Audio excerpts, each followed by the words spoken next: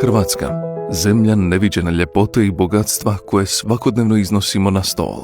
Često zaboravljamo ono najvažnije, temelj svega što vidimo.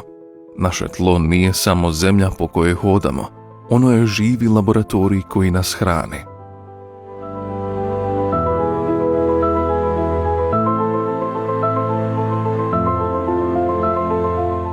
Kako bismo razumjeli zdravlje naše zemlje, moramo pogledati duboko ispod površine. Kroz projekte nacionalnog monitoringa poljoprivrednog zemljišta, financiranog iz Nacionalnog plana oporavka i otpornosti, uspostavili smo mrežu od 90 trajnih postaja diljem Hrvatske. Ovi pedološki profili su trajna skladišta vremenske kapsule i naša veza s budućim generacijama. Svaki sloj tla priča priču o tisućljećima nastanka, o klimi koja je nekad vladala. Priča nam i o tome kako tlo danas zadržava vodu i hranjive tvari. Tlo pamti. Ono bilježi svaki naš postupak. Svaki uzorak uzet s terena polazište je za preciznu znanstvenu analizu, bez nagađanja, samo činjenice.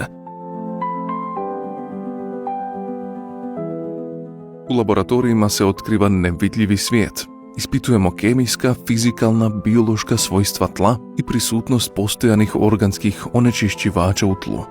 Naše tlo pod velikim je opterećenjem.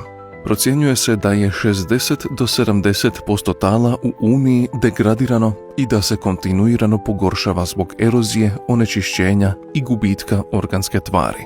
Tla su neophodna za osiguravanje sigurnosti opskrbe hranom. Degradacija tla u Uniju svake godine košta desetke milijardi eura.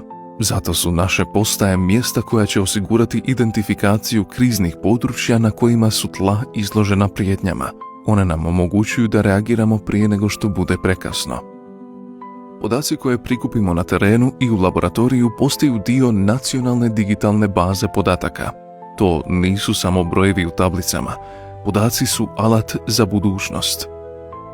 Zahvaljujući podacima dobivenima monitoringom, poljoprivrednici danas mogu donositi pametnije odluke. Znaju točno što njihovom tlu treba, čime štede resurse i štite okoliš. Ovo je pametna poljoprivreda na djelu, gdje tehnologija služi prirodi, a ne obrnuto.